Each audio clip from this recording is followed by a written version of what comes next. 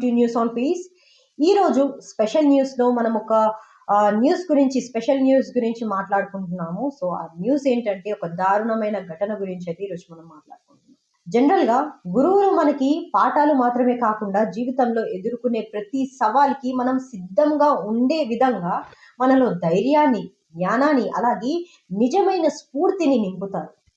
గురువులు మనకి ఎలాంటి సమస్య వచ్చినా కూడా అది ఎలా సాల్వ్ చేయాలి అని సపోర్ట్ చేస్తారు. అలాగే కొన్ని సొల్యూషన్స్‌ని కూడా సజెస్ట్ చేస్తూ ఉంటారు. కానీ ఈ జనరేషన్‌లో కొంతమంది గురువులు ఎలా ఉన్నారంటే, విద్యార్థులు ఏ ప్రాబ్లమ్‌లో ఉన్నా వాళ్ళకి ధైర్యం చెప్పాల్సింది పోయి వాళ్ళని అవమానిస్తున్నారు. ఎందుకు ఇలా అంటున్నానంటే, నిన్న వెస్ట్ మారేడ్పల్లి, సికింద్రాబాద్‌లో జరిగిన ఘటన అంత దారుణమైందన్నమాట. గవర్నమెంట్ కాలేజ్‌లో ఇంటర్ ఫస్ట్ ఇయర్ చదువుతున్న ఓ విద్యార్థినిని ఇద్దరు లెక్చరర్స్ వాళ్ళ మాటలతో ఎంత భావోద్వేగానికి గురి చేశారంటే ఆ అమ్మాయి చనిపోయింది. మల్కాజ్గిరి నుంచి కాలేజ్‌కి లేట్‌గా వెళ్ళడంతో ఇద్దరు లెక్చరర్స్ చాలా అవమానకరంగా మాట్లాడారని ఆరోపిస్తున్నారు. లేట్ రావడంతో క్లాస్ బయటే నిలబెట్టి అసలు ఎందుకు లేట్ వచ్చావని ప్రశ్నిస్తే ఆ అమ్మాయి తన ప్రాబ్లమ్‌ని చెప్పుకుంది. మ్యామ్ నాకు పీరియడ్స్ వచ్చాయని చెప్పుకుంది. అయితే ఈ విద్యార్థిని చెప్పిన తర్వాత తన ప్రాబ్లమ్ ఏంటో చెప్పుకున్న తర్వాత ఆ ఇద్దరు లెక్చరర్స్ శ్రీలక్ష్మి అలాగే మాధురి వీరిద్దరూ ఆ విద్యార్థిని క్లాస్ లోపలికి రానివ్వకుండా ఏంటి పీరియడ్స్ వచ్చాయా? నాటకాలు ఆడుతున్నావా? ఏది చూపించు అంటూ ఆ విద్యార్థిని అవమానించారు. అది కూడా మొత్తం అందరి క్లాస్ ముందు. ఆ అవమానాన్ని ఆ విద్యార్థిని అసలు తీసుకోలేకపోయింది. కొంతమంది స్టూడెంట్స్ సెన్సిటివ్‌గా ఉంటారు గదా! ఆ అవమానాన్ని అందువల్ల ఆ విద్యార్థిని తీసుకోలేకపోయింది. అలా ఆ ఇద్దరు లెక్చరర్స్ మాట్లాడడంతో.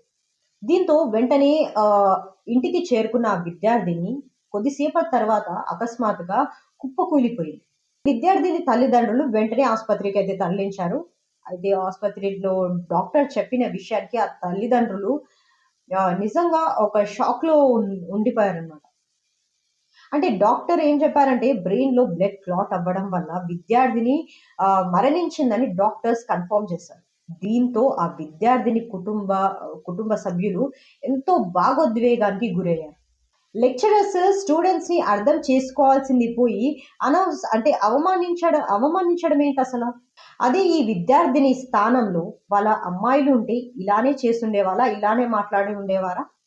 ఈ ఘటనతో తోటి విద్యార్థులు, అలాగే విద్యార్థిని కుటుంబ సభ్యులు ఆందోళనకు గురయ్యారు. ఈ లెక్చరర్స్ బిహేవియర్‌ని ఖండిస్తూ కాలేజ్ దగ్గర ఆ లెక్చరర్స్‌కి తగిన శిక్ష పడాలి అని డిమాండ్ చేశారు. ఇలా అమ్మాయి గురించి అంటే మనకే బాగా తెలుస్తుంది.